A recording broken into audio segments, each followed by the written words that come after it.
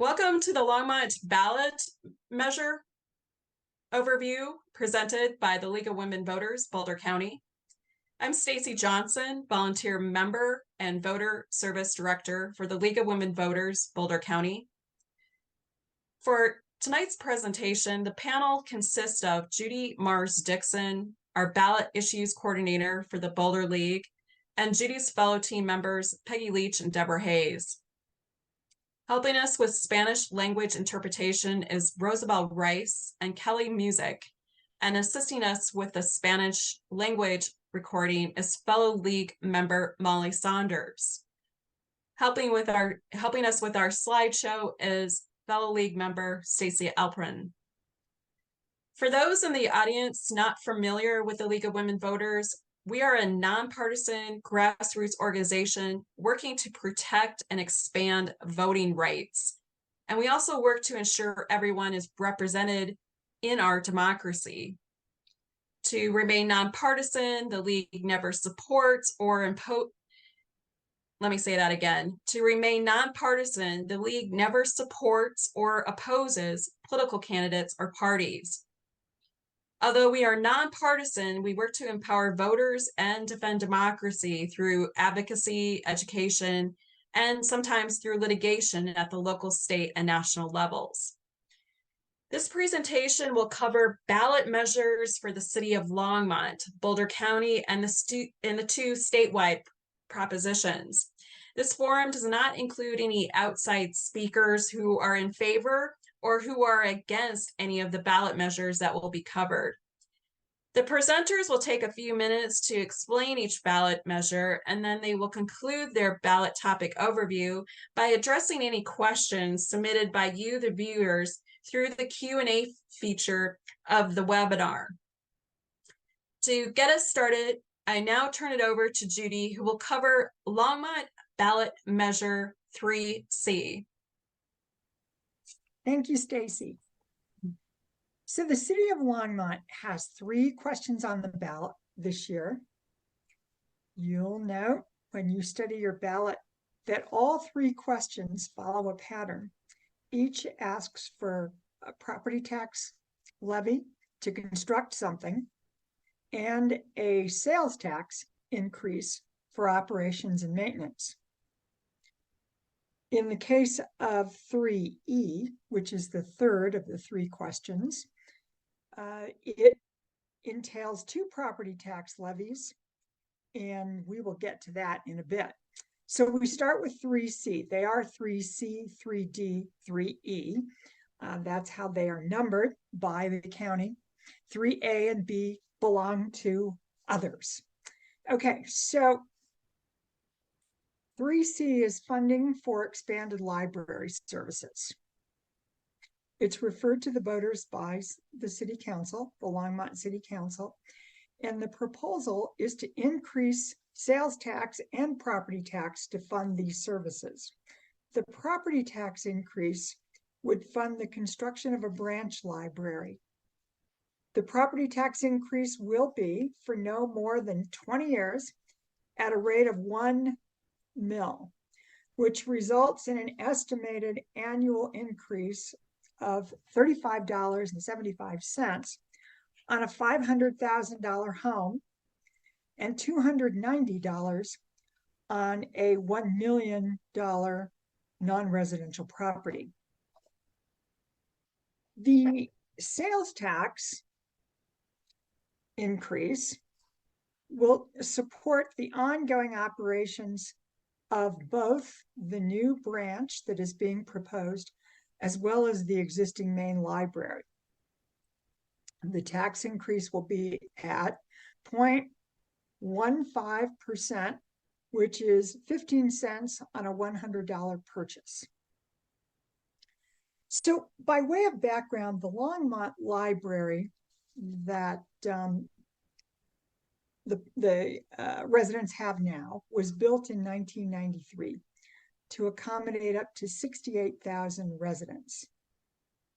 It now serves a population of 100,000, and the city anticipates a continued growth to approximately 130,000. While the population and need for services has grown, funding for the library has declined per capita since 2010. A feasibility study in 2022 identified the need for an expansion of physical space and increased funding for bringing the library up to a preferred level of service. So here are some statistics. In 2022, a total of 1,359,297 checkouts were made of print material, videos, and e-materials. In the same year, 95,831 people had a library card, and 261,392 visits to the library were made. 561 programs were attended by 21,138 people.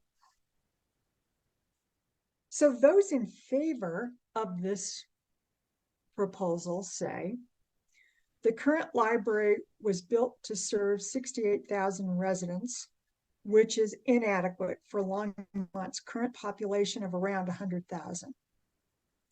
The library has been historically underfunded, and the current level of library operations cannot be maintained without additional funding, given the continued growth within the city.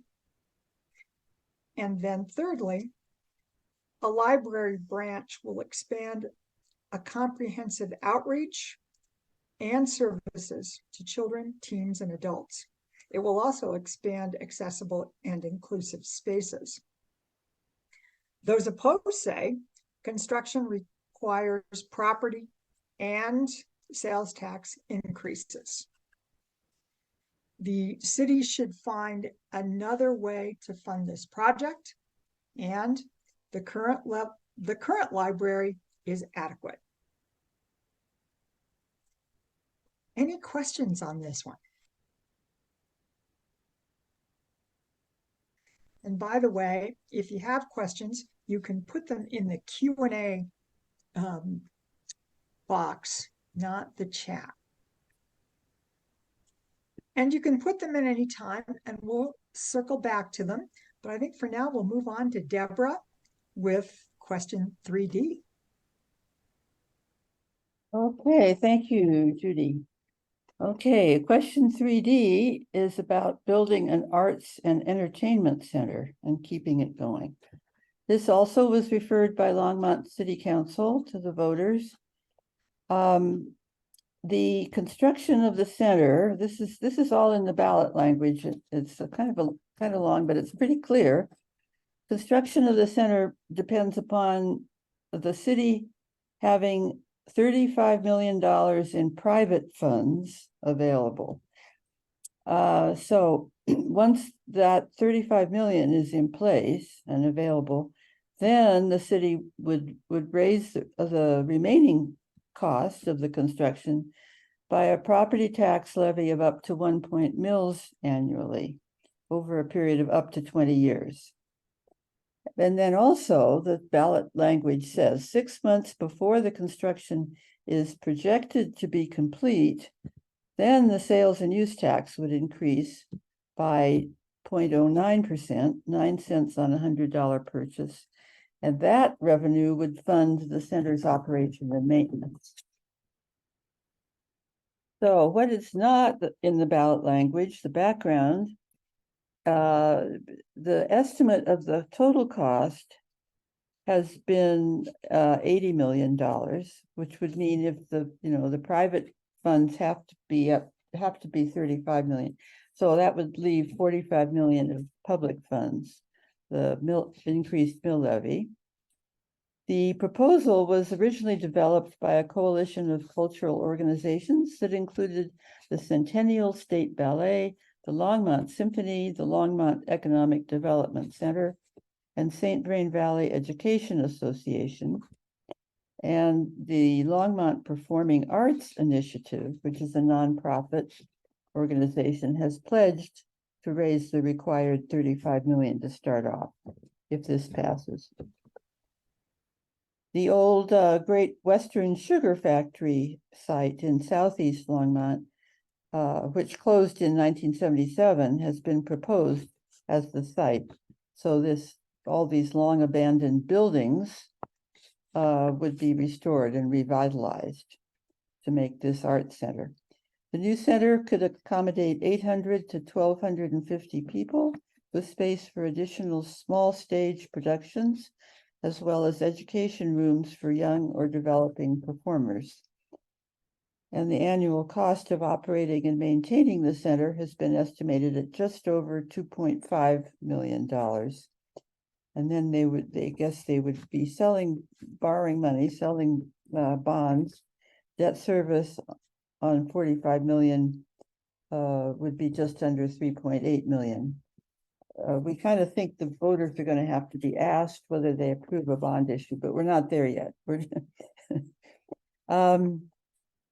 Increasing the property tax by 1.9 mils would be about $67, a little under $68 for a $500,000 residential property. The sales tax increase of just 0.09% would make Longmont's total city sales tax 3.62%. It's presently 3.53. Now, those in favor of 3D say the proposed center will be a major focal point in the cultural and multicultural development of both the city and the surrounding venues. In addition to providing a permanent home for the Longmont Symphony and a location for visiting world-class musicians and dance ensembles, it will be the ideal site for full theater productions and educational programs. And then using the old sugar beet factory site would rid Longmont of a derelict eyesore and replace it with a redesigned, rebuilt facility of sufficient size to serve the diverse populations of a vibrant city and surrounding areas. And finally, those in favor say the proposed Arts and Entertainment Center has the potential to spur economic growth. Those opposed to 3D say the cost of this center is based on the current economy and will likely increase. While economic expansion seems to be a standard way of promoting growth, no evidence has been presented that if you build, they will come. Opponents also point out Broomfield's First Bank Center, only 15 years old, but and it cost 45 million, and now it's deeply in debt and it's being torn down. This proposed Longmont Arts Center could lose audience due to its proximity to the University of Colorado Boulder and the Budweiser Center in Loveland.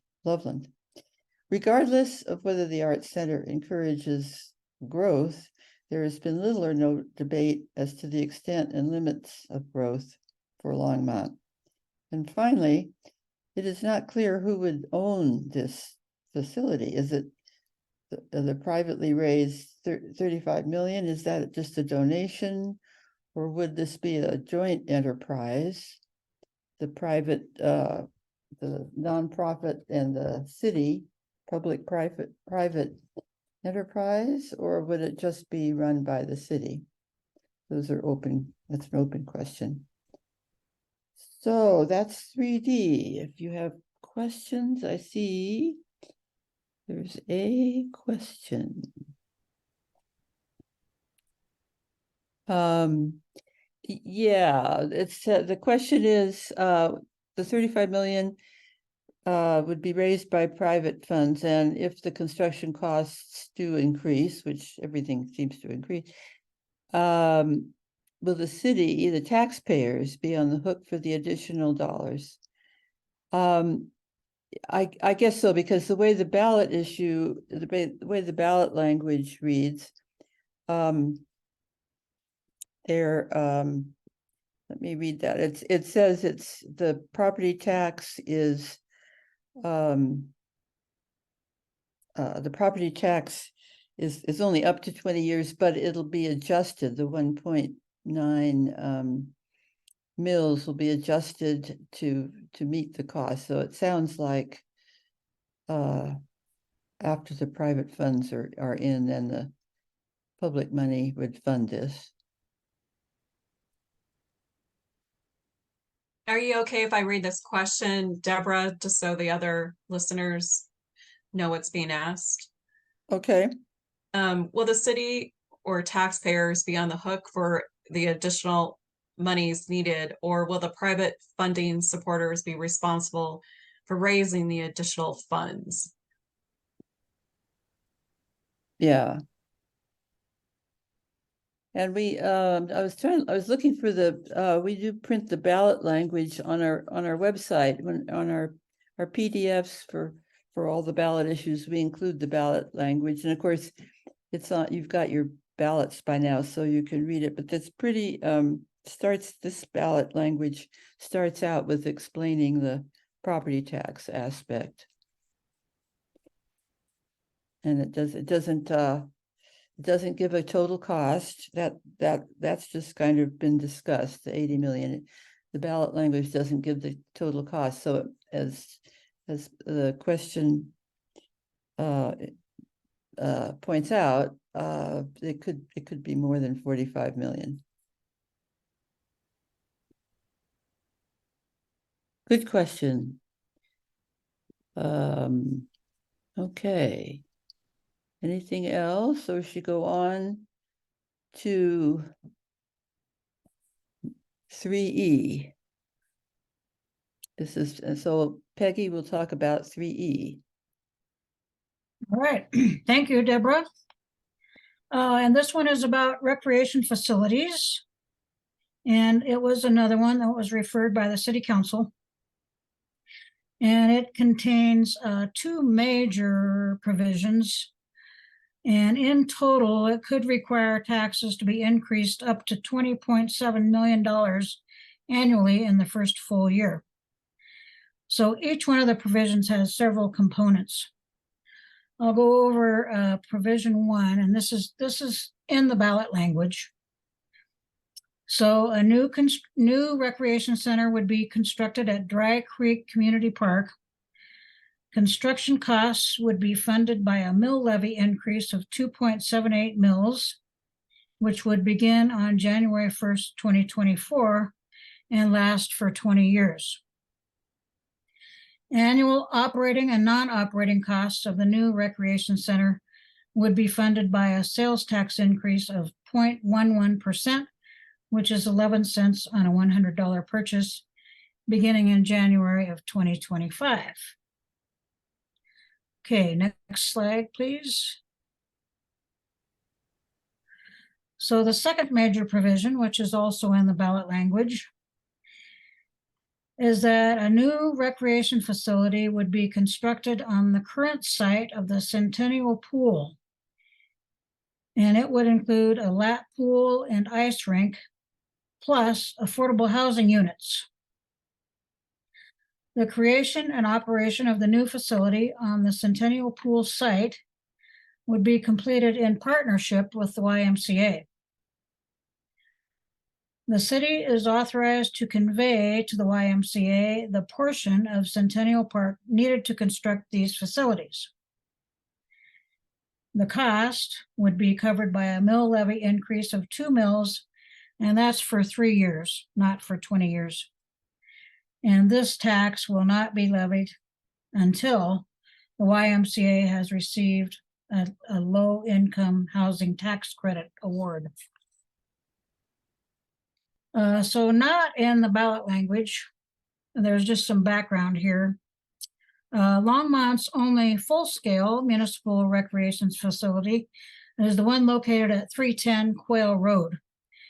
And that 63,500 square foot facility has many amenities, including gym and fitness area, climbing wall, 6-lane lap pool, and more. I think we can have the next slide, I think. No, not yet. Although you can, but I'm still talking about background here. It could be the next slide. So in 2019, Longmont voters rejected a proposal to authorize the city to raise funds for a new 10-lane, 50-meter swimming pool and ice rink. So that failed. Since then, the Parks and Recreation Advisory Board and the Department of Recreation have been working with consultants to assess community needs and gather community feedback. Community input indicated that there are insufficient recreation spaces and opportunities for the growing population and noted a particular shortage of swim lanes. Okay.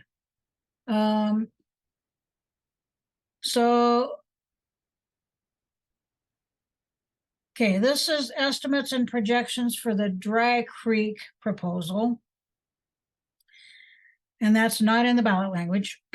So they're estimating the total cost to build a new rec center at Dry Creek Park is estimated at $72 million, with an annual debt service of just over $5.5 million. The annual operating and non-operating costs of the new rec center would be just over $3 million. The concept plan for the new Dry Creek building includes an aquatic center, gym and fitness area, community room, outdoor classrooms, and reading spaces. The city would also contribute $5 million, which has been raised from impact fees, to the process. And then a similar amount, $5 million, will be invested in the Quail Road facility to address groundwater issues and to renovate locker rooms and showers, replace the water slide, and expand the cardio equipment.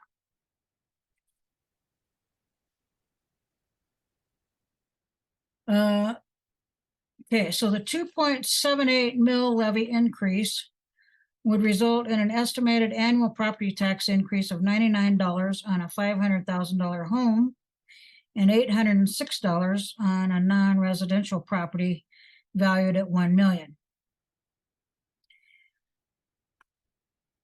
I'm wondering if I need to, I think we do need to go to the next slide now. Nope, guess not. Okay.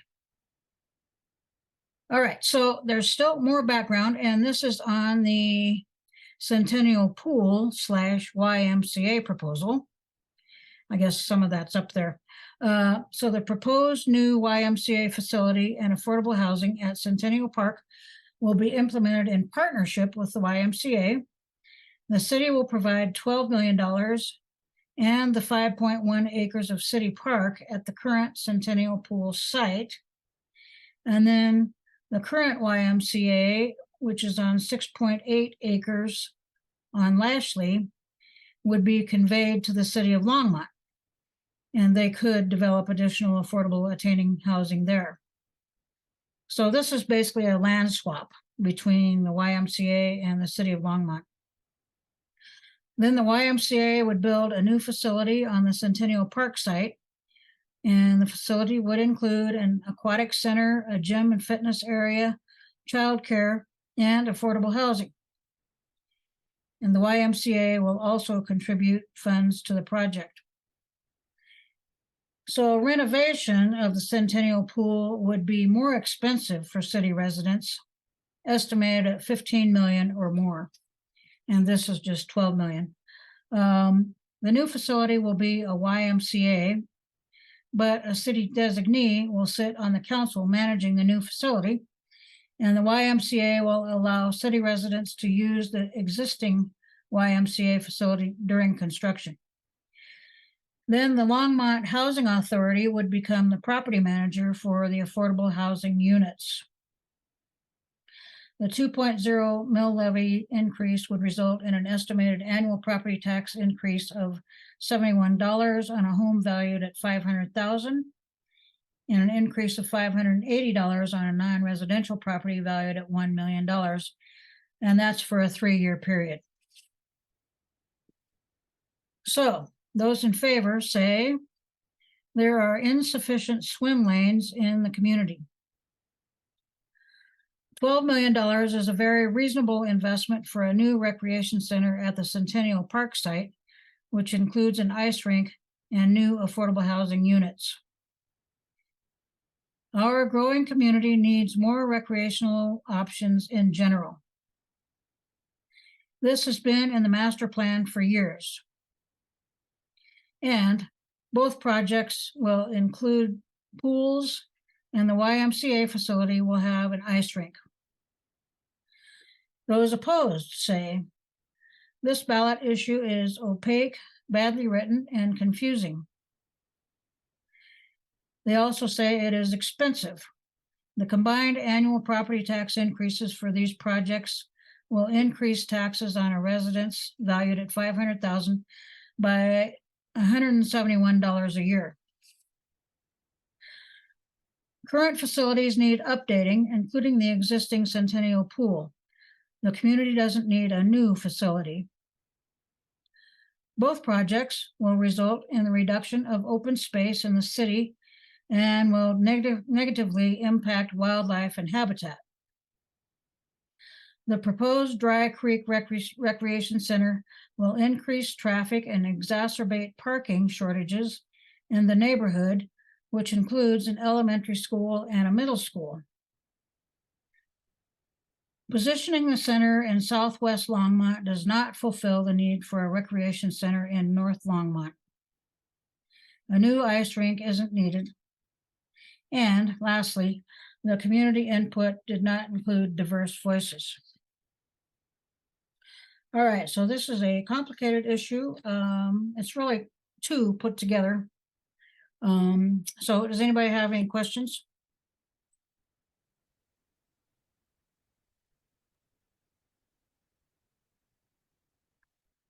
I'll just read this out loud. Similar to the question about the arts and entertainment proposal, since the YMCA is a private entity, is it correct to assume that residents of Longmont could only access if they were members? Also, why not just do a land swap and keep the YMCA as a smaller recreation center? Great location for the three schools in close proximity, as well as our large Latino demographic in that neighborhood. Finally, SVVSD built a swimming lap pool by Silver Creek High School that sits empty every day until school is out. Why can't the city and SVVSD enter a partnership so swimmers could access during school hours and work out an arrangement in the summer? So I'd say that a lot of this sounds like basically opposing arguments. And, you know, why did the city council come up with what they did?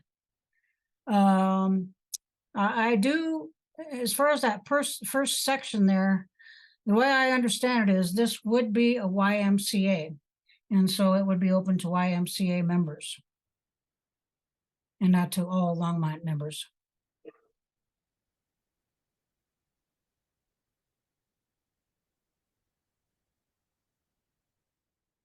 Any other questions?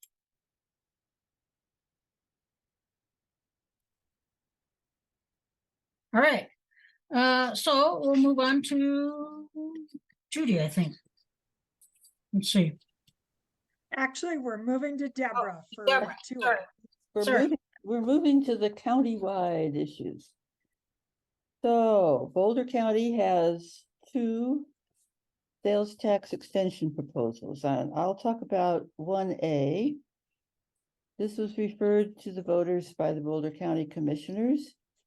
The proposal is to extend the current sales and use tax that's earmarked for open space. It's 0.05% sales tax, and it would be extended for 15 years. And that's about 5 cents on a $100 purchase. Well, not about 5 cents. It is 5 cents. Okay. Revenues from this tax are used for acquiring, improving, managing, and maintaining open space lands. The current tax of 0.05% is set to expire at the end of next year, December 31st, 2024. And this proposal is to let the tax keep going till the end of 2039. That'd be 15 years. So by way of background, this tax originated in 1993. It was voted in 1993. It took effect in 1994 for 10 years. And it started out as a 0.25% open space sales tax. And then in 2004, when it expired, the voters approved extending that, but not the whole thing, just the 0.1%. And it was split. Half of it, the 0.05% that we're talking about, would expire next year, but the other half is in effect in perpetuity. It doesn't sunset, in other words. Boulder County now owns 116,000 acres of open space. That includes 41,000 acres of forest and habitat, 40,000 acres in conservation easements, and 25,000 acres in agricultural lands. And all of this requires maintenance. Approximately 2,750 volunteers help maintain county open space. That includes 120 trail miles and 350 historic structures.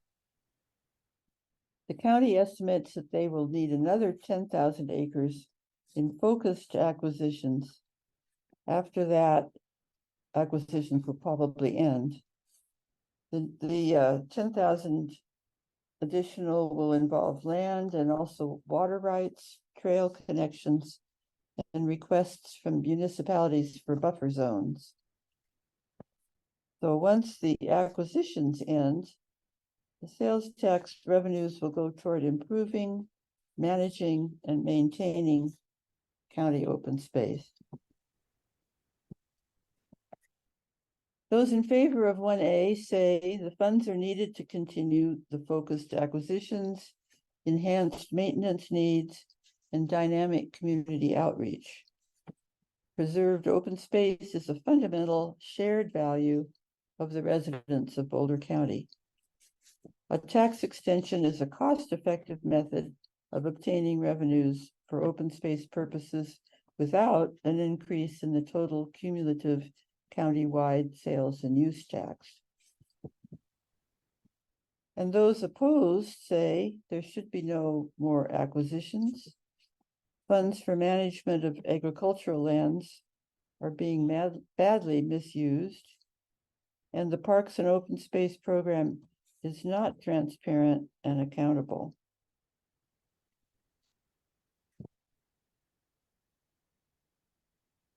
So, are there questions on 1A?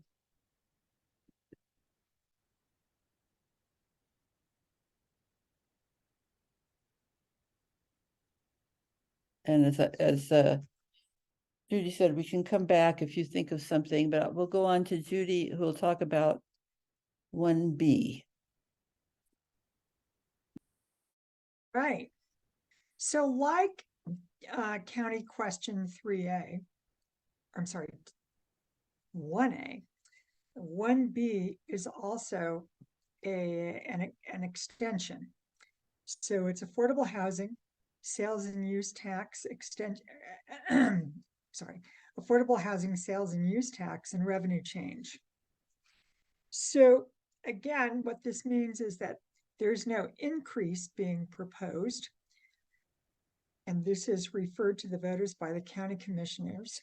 And it's not a new tax. Rather, it's a repurposing of a tax that was originally passed in 2018. So in 2018, the voters approved a 1.85% sales tax for the purpose of funding alternative sentencing and offender management and jail modernization programs. And this project is slated to be complete by the end of 2024. So the question is to the voters to repurpose this tax beginning in 2025 and going through 2039 to fund affordable housing. That is the construction, the acquisition, renovation. Oh, all right. So can you hear me? Shall I increase the volume? Yes? No? I can hear you. I can hear. All right. So, so let's see, we were talking about renovation, preservation, and of homes for sale and for rent that are affordable for low income and moderate income households. And we're looking not specifically, but in large part at the local workforce for Boulder County. So again, a statistic here that might put things into perspective. Approximately 65% of those that work in Boulder drive alone to work, and the average drive time per trip is 24 minutes. The need for a dedicated, reliable source of funding for affordable housing is probably best exemplified by the fact that Boulder County set a goal for achieving 12% of its housing stock to be affordable by 2035.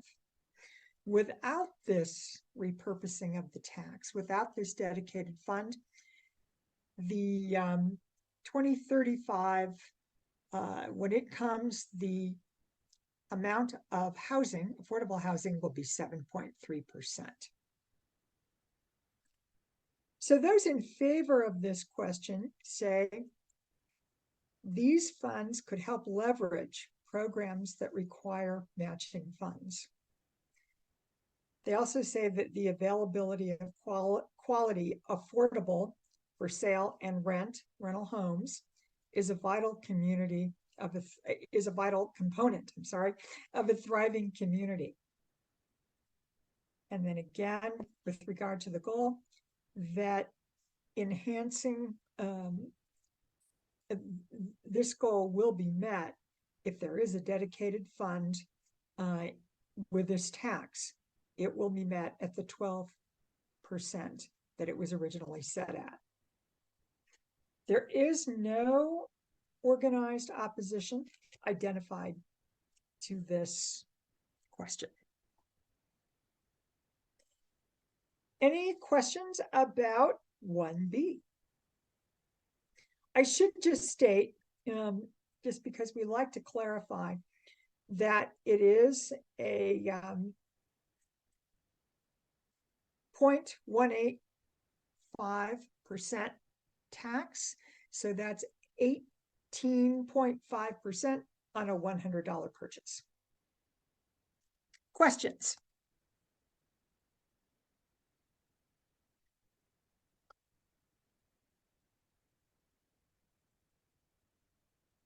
Don't see any. I guess it's not. All right then. So now let's move on to the two state questions.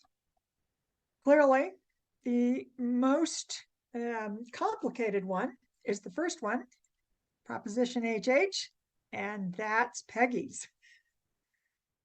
Yeah, thanks, Judy. So this one was referred to the voters by the state legislature, and it was in reaction to property valuations around the state going up by an average of 40% this year. It's incredibly complicated, and just the subject of property taxes is very complicated. These bullet points on the screen, I'll expand on each point here. So property tax relief, I'll just clarify that HH will not lower taxes from last year's amounts. It will just reduce the expected increase that will come from increased property valuations. So in calculating property taxes, there are three factors.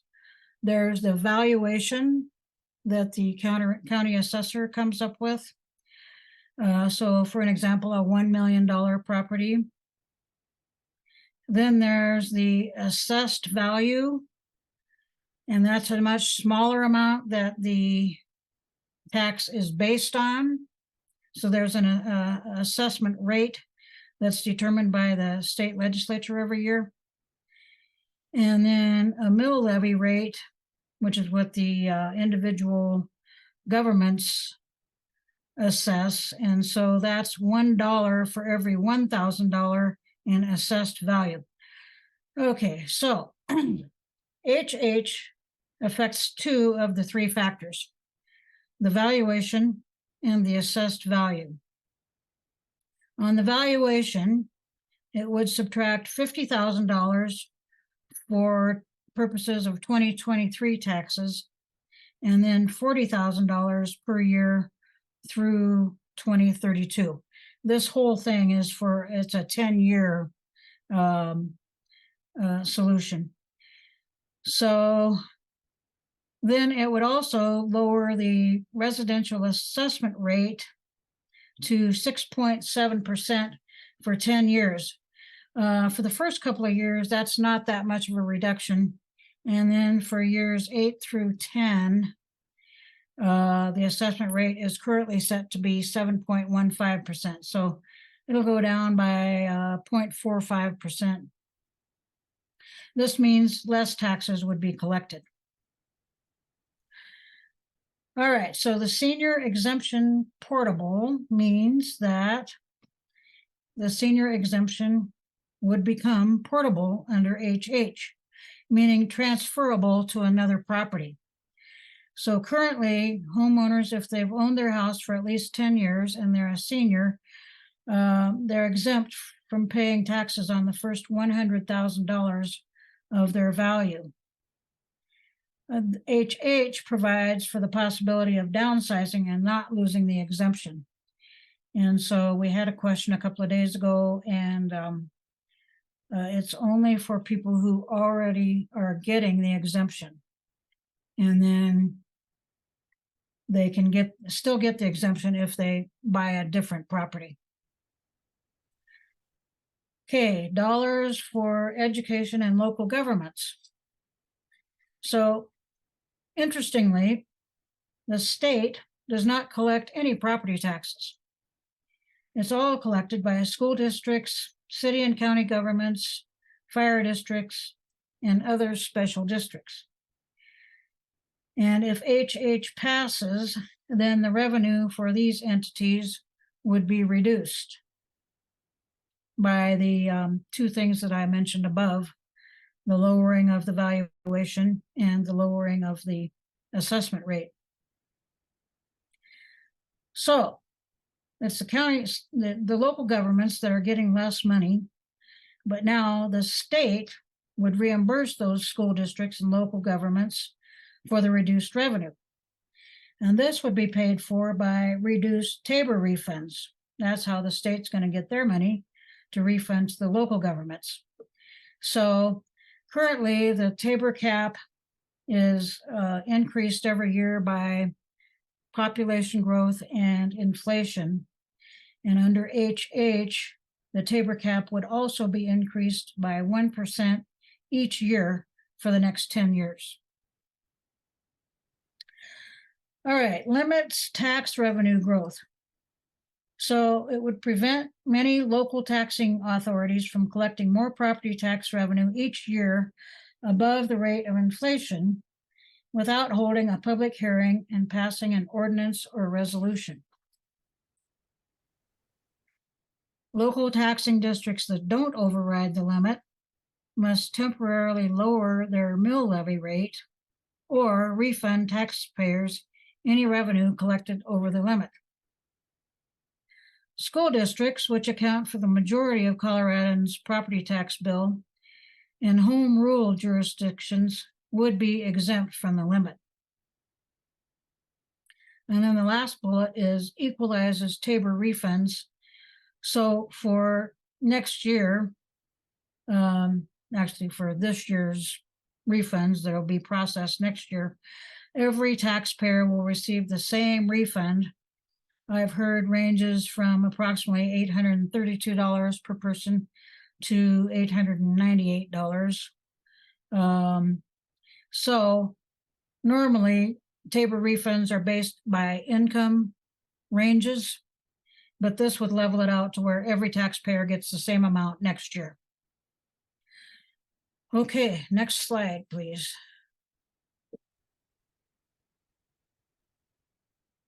So a yes vote basically does what I just talked about.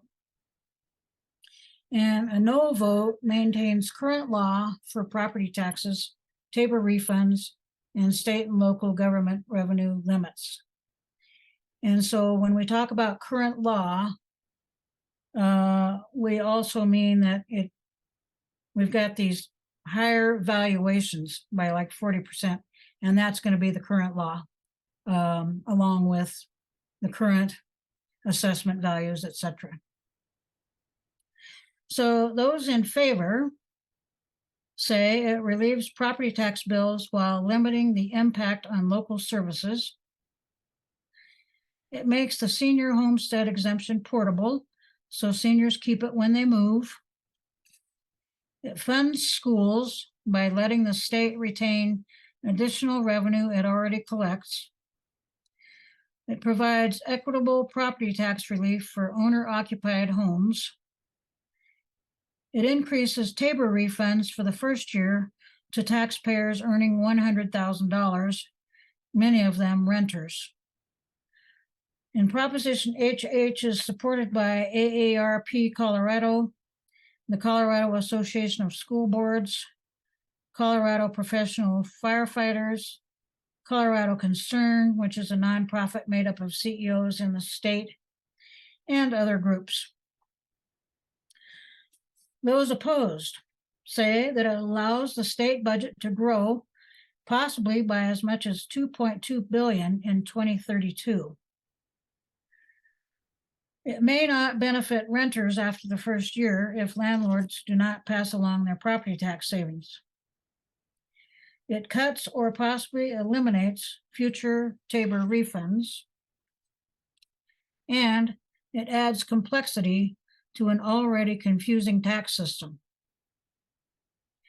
So the measure is opposed by the Colorado Municipal League, Colorado Counties Incorporated, and the Special District Association of Colorado, which represent local governments across the state, as well as the Colorado Association of Realtors and the state branch of the National Federation of Independent Businesses. So you'll notice that the schools are basically supporting this and the other local governments are basically not. And by the way, I just heard a little while ago that at 7 p.m. tonight, there is a presentation on HH, which can be found on 9news.com, in case you want more information. So I think I see something in the chat. I don't think that's anything. Are there any questions? I mean, I know it's very complicated.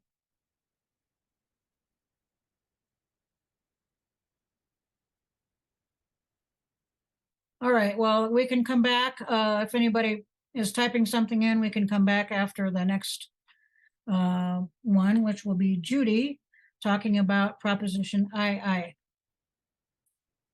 Thanks, Peggy. Proposition II is not nearly as complicated. So this is a question. The state wishes to use the overage collected from Proposition EE, which I'll talk about in a little bit. And the latest figure that I have seen is $23,650,000. It's already been collected. The state would like to use it to fund preschool programs rather than refund the nicotine, tobacco, and cigarette wholesalers and distributors. So a yes vote on II means that the state can keep and spend this money already collected from the tax on cigarettes and tobacco products, including the interest, and can maintain the current tax rate on these products. The money would be spent, as I said, on preschool programs. A no vote means that the 23,650,000 approximately will be refunded to the wholesalers and retailers of tobacco products, and the tax rate will need to be reduced. So as I indicated, in 2020, voters approved Proposition EE. And it was by 68% of the vote. And that proposition allowed the state to gradually increase taxes through 2027, taxes on cigarettes and those types of products, in order to fund these school programs. So what happens is the State Legislative Council estimates how much tax would be collected. And in this case, the estimate was off by 23,650,000. So it exceeded the estimate. It's called the Legislative Council Blue Book projections. So according to Tabor, which is the Taxpayers' Bill of Rights, when this kind of thing happens, the money goes back, it's refunded back, in this case, to the wholesalers and retailers of tobacco products. Or we have now Proposition II, which asks the voters to approve the state keeping the money and using it to pay for preschool programs. And also the state keeps the tax rate and doesn't need to reduce it. So that's Proposition II. And any questions on that?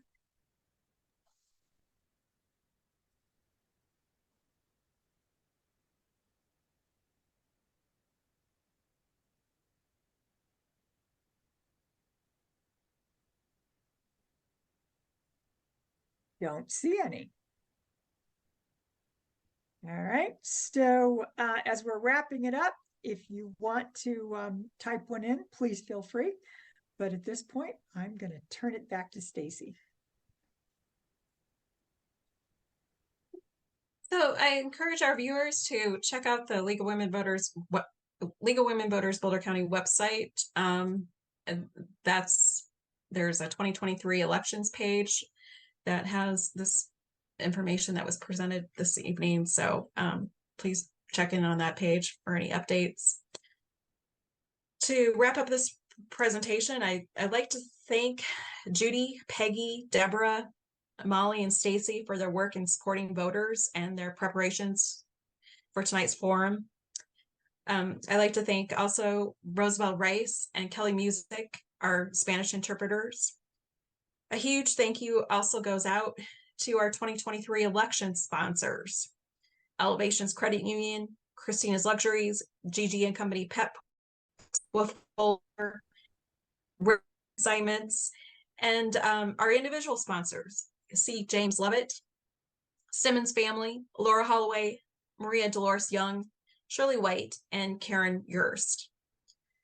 Please note a video of this presentation will be available on the League of Women Voters Boulder County website, LWVBC.org, later this week, and at vote411.org, which is the League's complete online voters guide. Along with ballot issue analysis, vote411.org provides voters information about candidates and their responses to questions curated by the League. And again, we encourage the public to visit LWVBC.org and vote 411 for more information about the 2023 election, including candidate forms sponsored by the League. Finally, I would like to thank you, the viewer of this presentation. As a League member, I like to stress the importance that elections are our chance to stand up for what matters most to us and to have an impact on the issues that affect us, especially issues impacting our communities, our families, our loved ones, and our future.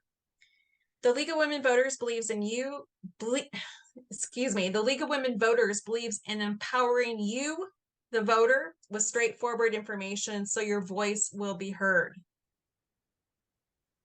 Thank you for attending this presentation and being an informed voter.